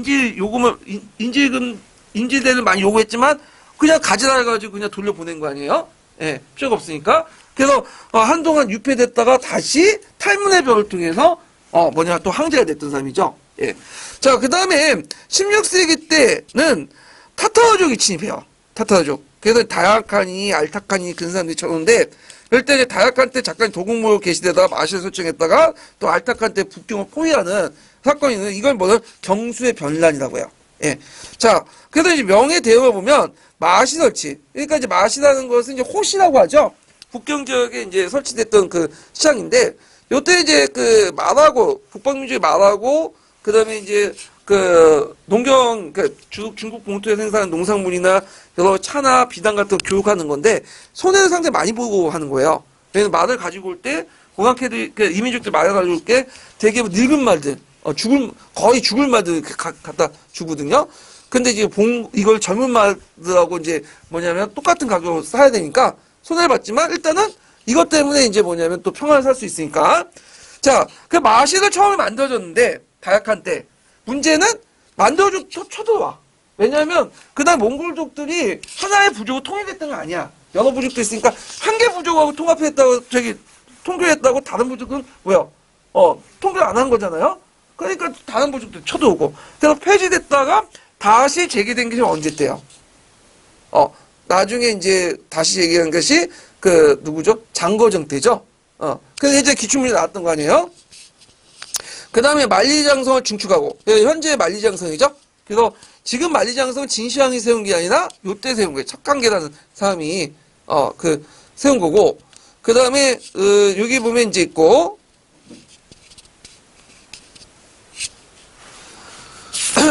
자, 그 다음에 이제 왜구는 정기왜구하고 후기왜구 이렇게 있는데, 정기왜구는 14세기 때 갑판무역 실시 배경이 되고, 후기왜구는 이제 갑판무역이 약화 폐지되면서 이제 밀무역 과정에서 이제 이루어졌다. 이때 이제 해금력 같은 거 공포하니까 왜구들이 많이 생겼죠. 근데 이때 왜구의 특징은 뭐냐면, 일본인보다 중국인들이 더 많았어. 그러니까 이걸 진해보다 위해가 많았다거든요. 그래서 중국인들이 이제 훈도시 차고 머리 밀고 이런 식으로 일본 행사하면서 무역을 했고, 그래갖고 이제 있고, 이때 이제 첫 개강, 제가 아까 첫 관계라고 했는데, 첫 개강이에요. 그래서 이제 제가 첫 관계가 맞나? 첫 개가 맞죠? 나 헷갈려. 그래서 첫 개강이 뭐냐면, 이들을 토벌했다. 그래갖고, 이 사람이 이제 하자고 절강법범했는데, 이걸 책을 쓴 게 기호신서라는 책이 있어요. 그래서 이 첫 개강에 쓴 이제 그 기호신서가, 이제 임진할 때 큰 공헌을 했고, 특히 임진할 때 이제 일본 왜군들을 이제 격파할 때 그 강남병들이 많이 하장을 했거든요. 강남병들이 이제 특징이 뭐냐면, 북방의 기마병들은 싸움을 잘하는데, 그 대포나 총포류를 잘 운영을 못하죠. 근데 이 강남병들은 총포류를 운영을 잘해. 그러니까 외적들이 이제 쳐들어오면, 멀리서는 뭘 써요? 총포를 통해 격파하려고요. 가까이에서는 외적들하고 이제 싸울 때 이제 1대1로 붙으면 절대 이길 수 없어. 얘네들하고는. 왜냐 일본도가 되게 잘 나요. 얘네들. 외검이라고 하죠. 얘네들. 그러니까 이제 외검을 쳐볼 수 있게 원앙지를 치죠. 그래서 이제 보통 대장 1명 있고, 등패 2명 있고, 그 다음에 낭선수 2명 있고, 그래갖고 한 8명인가 9명이 이렇게 해가지고 원앙지를 쳐가지고 집단을 공격해오잖아. 집단전법을 통해서. 그리고 이제 원앙지의 특징이 뭐냐면 10명 중에 이제 싸우다가 대장이 죽거나, 그 다음에 거기에서 3분의 1이 죽으면 뭐냐면 그 나머지 사람도 같이 다 죽어야 돼. 전쟁 끝난 다음에. 그러니까 이제 한 명이 어차피 이제 승사 고락을 같이 하다 보니까 어떻게 해서 적극적으로 싸울 수밖에 없죠. 예, 그런 것들이 특징이다. 그래서 이걸 이제 무슨 법이라고 하죠? 예, 그 원앙지법을 소고법이라고 하잖아요. 소고법. 소부대 그 편제단이. 그래서 가까운 데는 원앙지로 싸우고 먼 데는 총포로 싸우는 이 소고법을 편제했는데 이 소고법이 이제 우리나라 들어와서 훈련도감이니 소군이니 이러면서 하는 부대 편제 방식으로 바뀌게 되잖아. 보병전 형태로 바뀌게 돼요. 우리나라가. 예. 그래서 이제 일본군과 싸우는 거 보병전 바뀌었는데 또 국제에 누가 쳐? 기병 위주의 이제 만주적이 오니까 이제 또 당한 거지. 왔다 갔다 하다가 이제 당한 건데. 자, 하여튼 그 외구 관련된 내용도 좀 기억을 해주시면 될 것 같고요. 자, 그러면 문제를 풀어보면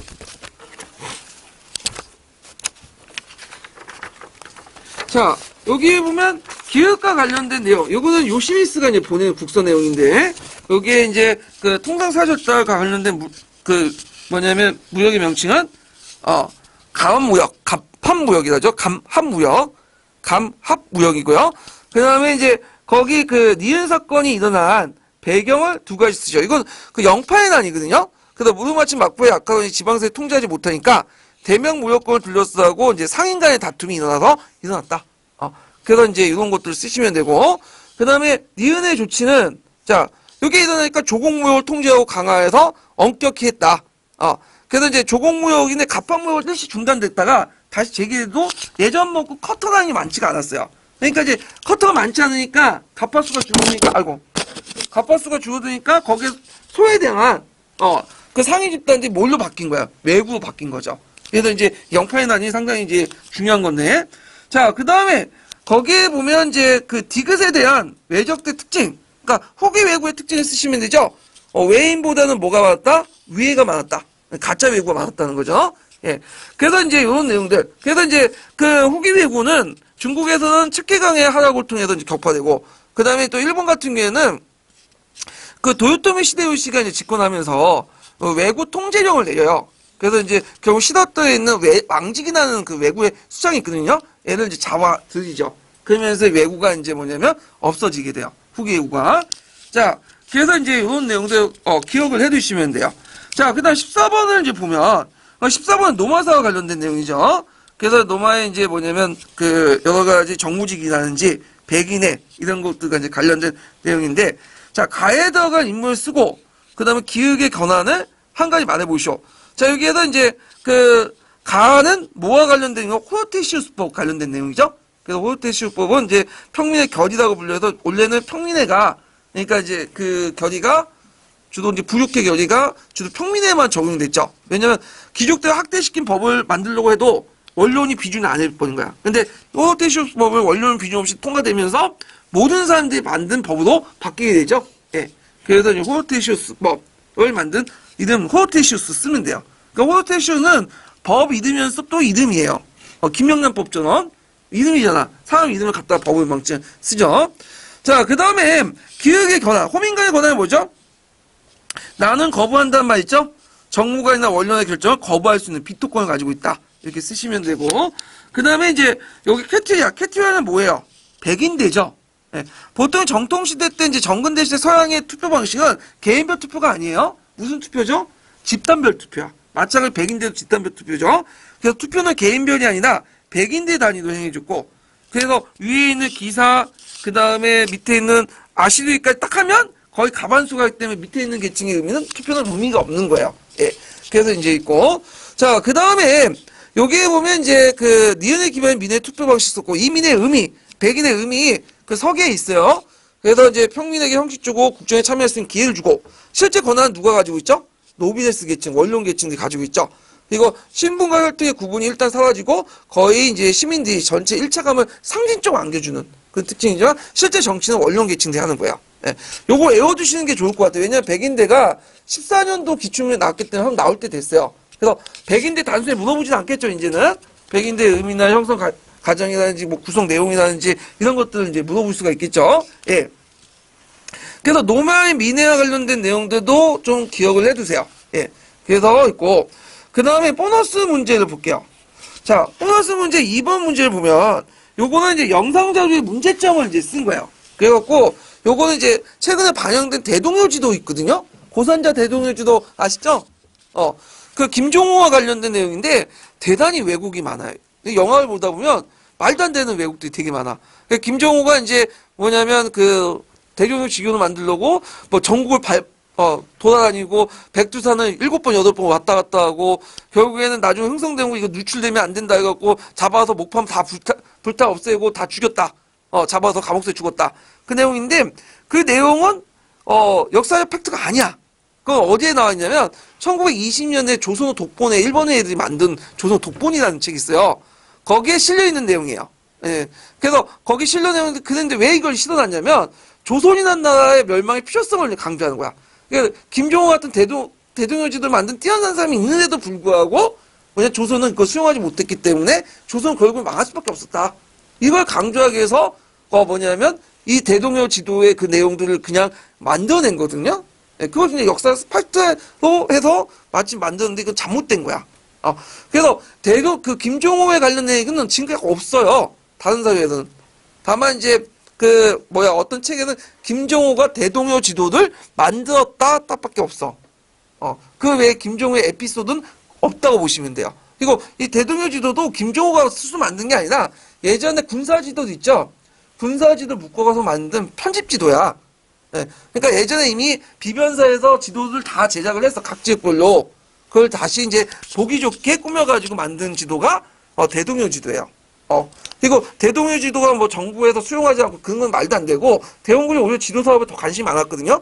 그래서 적극적으로 수용을 했고 그래서 근데 요런 내용들은 뭐냐면 말도 안 되는 완전히 이상한 팩트다. 이상한 팩트가 아니라 이상한 얘기고 일본 애들이 신민사관을 주입하기 위해서 만든 건데 우리나라에서 무비판적으로 그걸 이제 사실 검증도 없이 그냥 영화로 만들어버린 거죠. 예, 그건 좀 문제가 있는 것 같아. 자, 하여튼 여기에서 이제 볼 수 있는 것이 뭐냐. 일단은 거기에 유용한 점, 학생 자료 이용할 때 유용한 점, 일반적인 내용이에요. 대동요 지도를 얘기하는 게 아니라 지금 일반적인 내용들을 이제 영상 자료 이용할 때는 과거의 사건을 대인으로서 배우를 통해 재현해봄으로써 드라마, 영화 등 학습자와 학습 동기의 흥미를 자극할 수 있고요. 교과서 같은 인쇄 자료나 단순한 구두 자료를 통해서 역사 상상을 구체할 수 있고요. 등등. 자, 지도할 점. 영화나 드라마 역사 해석이 시대적 배경이나 사회적 맥락의 제작지의 주관적 의도에 따라 창조되는 걸 학생들이 알아야 되고. 자, 예전에 한번 시험 문제 나왔지만 무비판 쪽으로 모집된 걸 막아야 되죠. 왜냐면 팩트가 다른 게 너무 많아. 이거 특히 대동요지는 팩트가 틀리잖아요. 자, 그래서 이런 것들을 이제 해야 된다. 그리고 영화나 드라마를 본 후에 작품에 내재된 관점을 정리하고 그 안에 표현된 내용이 역사적 저널로 객관적인지 평가하고 토론을 할 수 있는 상반된 역사에서 가능성을 검토해야 된다. 이런 것도 쭉 쓰시면 돼요. 그래서 역사 소재로 한 영화들이 되게 많이 만들어요. 명랑내정도 있고 요즘에 김창수인가요? 네, 문제 나왔죠? 김창수가 누구예요? 백번 김구잖아요. 예전에 원래 젊었을 때 이름이 김창수잖아요. 예. 그래서 김구 나중에 개명된 거고 그런 것들. 거기 보시면 이제 김구가 이제 막 죽으려고 할 때 고종황제가 전시를 쳐가지고 살려냈다고 하잖아요. 근데 그게 좀 약간 팩트가 안 맞는 게 그게 어디에 있냐 백변일지라는 곳에 있어. 근데 거기는 전신이 아니라 전화를 걸어서 했다고 하거든요. 그래서 최초 전화기로 건 얘가 그걸 이제 들어 우리나라에서는. 근데 이거는 백범일지에 적혀있는 김구의 일방적인 주장이고 실제 그건 정확히 모르죠. 뭐 이런 것은 좀 사실과 틀릴 수는 있죠. 근데 전반적으로는 사실을 잘 재현했다고 보시면 되는데 대동요 지도는 영 아니다 그거죠. 이거는. 자, 그 다음에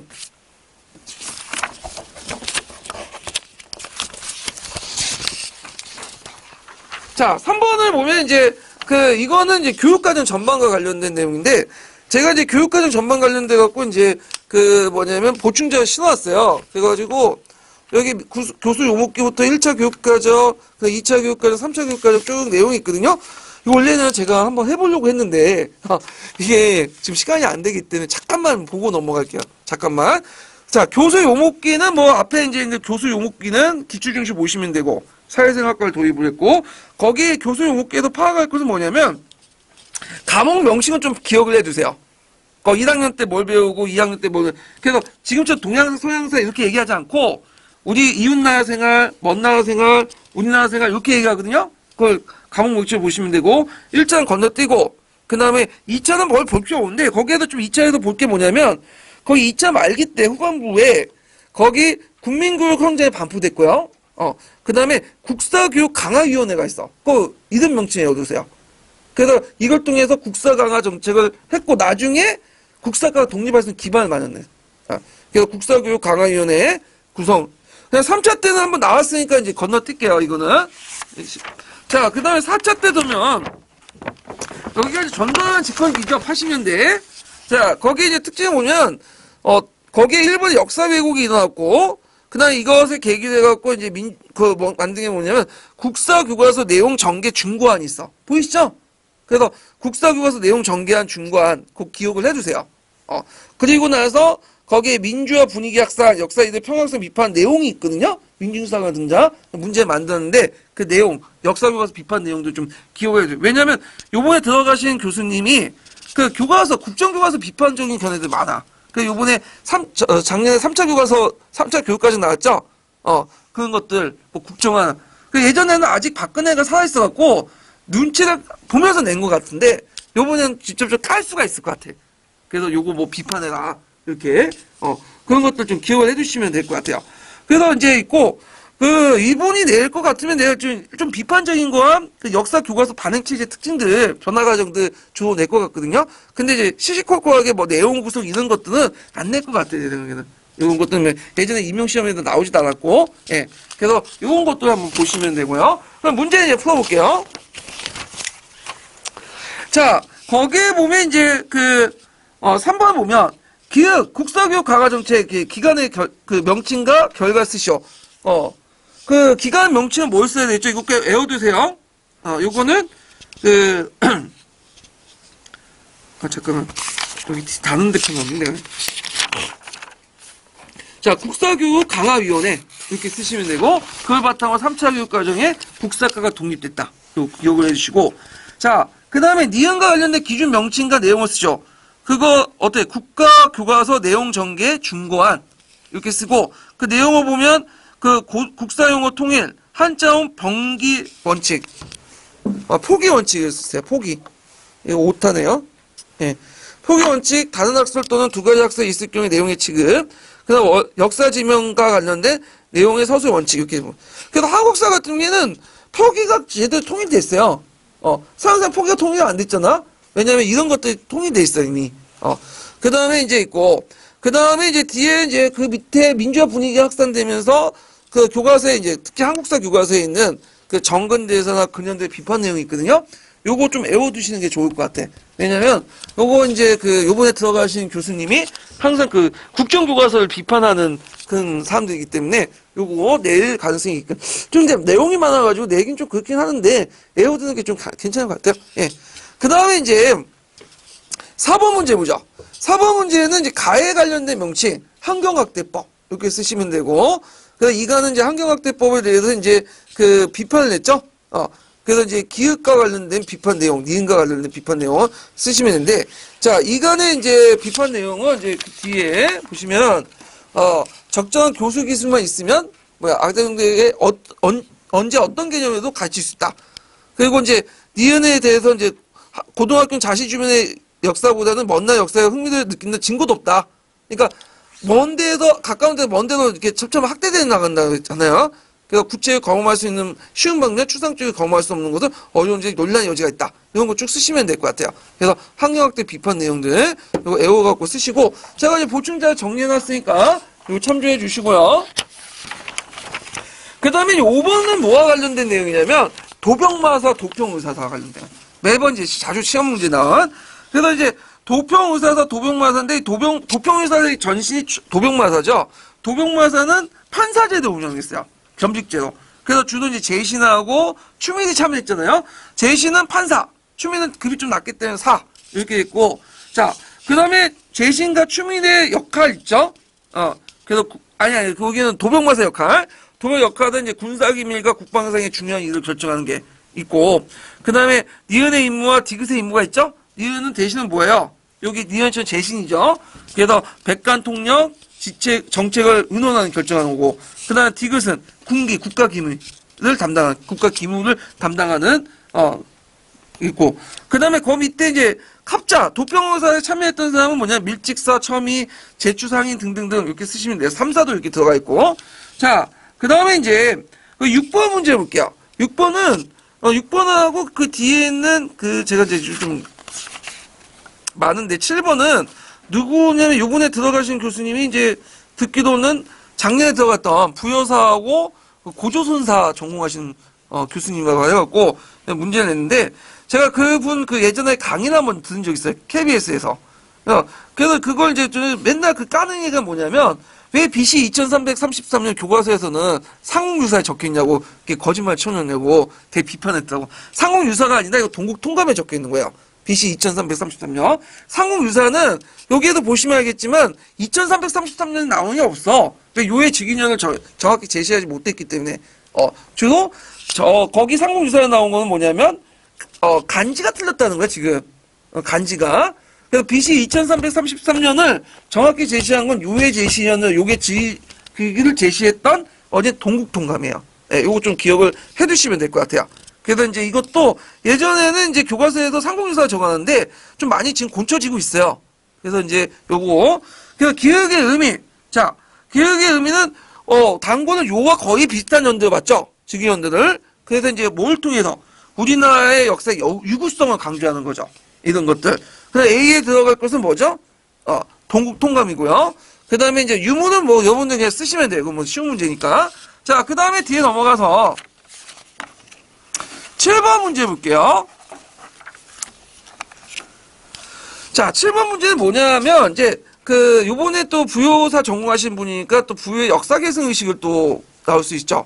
그래서 보통 고대시대 때 역사계승 의식은 우리가 생각하는 고조선 의식이 아니에요. 단국 역사의식. 이건 나중에 고려 후기 때 등장한 거고, 원나 침입 이후에. 거기에 기읍과 니은에 반영된 역사계승 의식은 뭘 써야 될까요? 부여계승 의식. 이렇게 쓰시면 되고. 그 다음, 가신화가 원래 이제 강개토 대왕비에 있는 동명성화 신화가, 원래는 왜곡됐죠. 예, 왜곡됐죠. 원래는 누구 신화예요, 이게? 부여의 동명성화 신화잖아요. 그래서 이제 요런 것도 있는데, 그래갖고 이제 강개토 대왕비문에 이제 뭐냐면 이렇게 있는데 시조 동명서왕은 근데 이것도 좀 잘못된 게 추모왕인데 원래 이게 강개토 대왕비 하여튼 시조 추모 뭐냐면 동명서왕 이게 제가 고시고 이름은 주몽이다 이렇게 있는데 강개토 대왕비문이 아닌데 지우세요 이거 강개토 대왕비문이 아니라 제가 거기 삼국 사기에 있는 기록인데 잘못 적어놓은 것 같아요. 그게 원래 강개토 대왕비는 추모왕에 돼 있거든요. 예, 동명상이 아니라 삼국사기 출처 좀 지우시고 밑에도 삼국사기고 자 하여튼 거기에 반영된 것인데 거기에 조작된 정치적 배경을 쓰시오. 삼국사기 왜 이렇게 조작을 했을까요? 이거는 여기는 부여세력을 고구려 편입시키기 위해서 이렇게 쓰시면 돼요. 이렇게 보시면 되고 자 그 다음에 이제 니은을 입증할 수 있는 사례 그러니까 고구려가 부여에서 나왔다는 사례 그래서 건국 시기가 이제 백제 모제는 고구려 개토 돌무지 무덤이 아니라 토강모였다. 지금은 교과서에서는 이걸 뭐 돌무지 무덤이라 얘기하지만 초창기 무덤은 토강모였다는 거죠. 그러니까 토강모는 부여 계통에 있는 무덤이죠. 맥족은 뭐예요? 돌무지 무덤이고 예족들은 토강모예요. 중국에 따라서 중국하고 똑같죠. 그 다음에 계단식 돌무지 무덤이 등장한 거 항상 고구려 백제 연결된 것은 4세기 때 후반에 나타난 거야. 초창기 때 없었고. 예.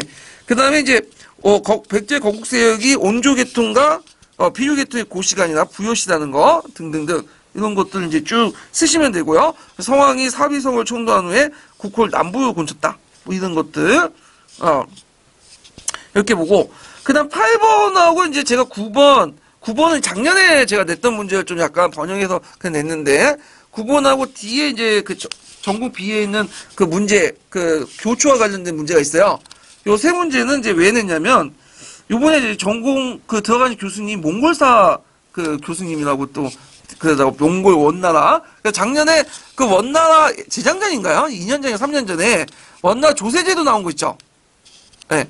그래서 교수님은 내가 보니까 성향이, 보니까 자기 전공 분야를 한 문제씩 내더라고. 그래서 요번에도 몽골사를 낼 것 같긴 하는데, 그래서 한번 몽골사를 선택을 했어요. 그래서 여기에서 이제, 8번 문제는 기억과 관련된 몽골식 국명. 우리가 원나라 이렇게 쓰면 안 되죠? 원나라는 중국식이고, 대몽골 제국도 중국식이야. 몽골 제국이나 이건 또. 이거 뭐라고 써야 돼? 몽골식이면. 여기 이제 동아시아 나와있는데, 엔케, 에케, 몽골, 울루스라고 써야 돼. 그래서 에케는 거대하다, 위대하다, 크다. 몽골이라는 원래 자기들 민족을 주장한테 하고, 울루스라는 건 민족 공동체 큰 단위를 울루스라고 얘네들. 을 보통, 그래서 에케, 몽골, 울루스. 거기 이제 원도 쿠비라인이 세웠죠. 그래서 원이란 명은 이제 중국식 얘기고, 얘네들은 자기 나라를 뭐라고 하냐? 쿠비라이 울루스라고 했어. 그다음 키차쿠 왕국도 주치 울루스, 건국자이나. 그 다음에 이제, 이란국은 훌라고 울루스. 이렇게 이제 붙이는 거죠. 자, 그 다음에, 천호장 이런 것인데, 예전에 부족장 출신을 임명했죠. 근데 이제, 여기는, 주로 마쿠 출신이나 자기 주변에 비서 출신이나 인천관계까지나, 인척관계의 인물을 임명했다. 이렇게 쓰시면 되겠죠. 예. 그래서 이제 부족 중심이 아니라 이런 식으로 이제 임명을 했다라고 좀 기억을 해 두시면 되고.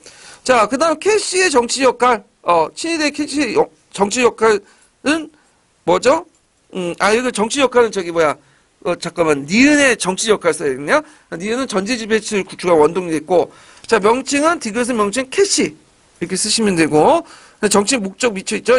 목적은 인지구 성격을 강하여 청호장 이하의 수령을 전제했고, 왜냐, 이 캐시라는 게 청호장의 아들로 구성되어 있어요. 자손들로. 그리고 친위병들에게 특별한 지위와 임무를 줘서,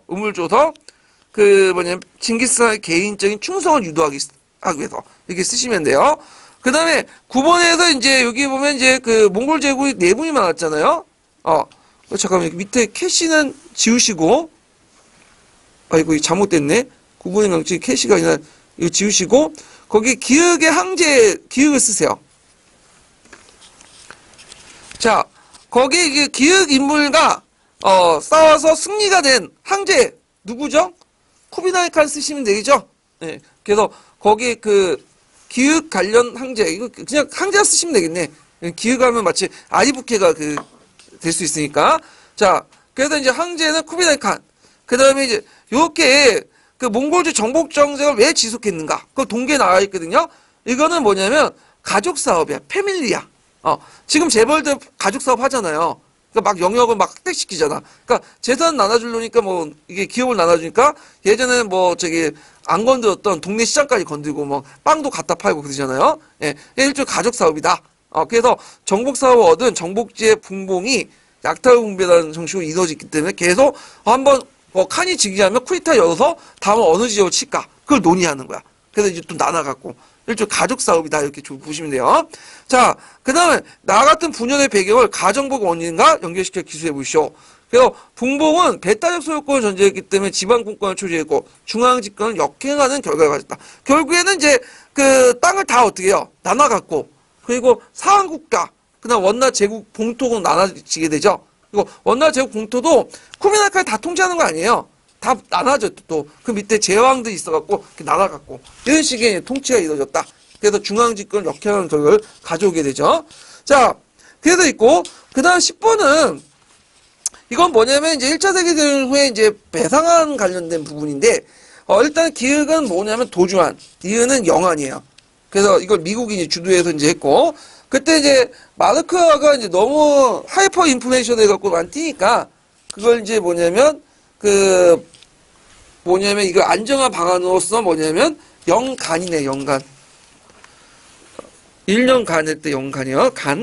연간 보상금에 해당하는 외국 차관을 독일에 제공함으로써 마르크를 안정화시키려고 했다. 이때 외국 차관의 거의 반 이상이 누구 차관이냐면 미국 거예요, 미국 거. 미국 자본이 독일에 들어오면서 했죠. 그래서 독일이 한동안 이제 미국 자본에서 나름대로 경제가 살았어. 근데 1929년에 대공황이 나니까 거기 독일에 오스트리아에 투자했던 미국 자본들이 어떻게 해요? 갑자기 철수되죠. 그러면 경제적 혼란이 일어나게 된 거죠.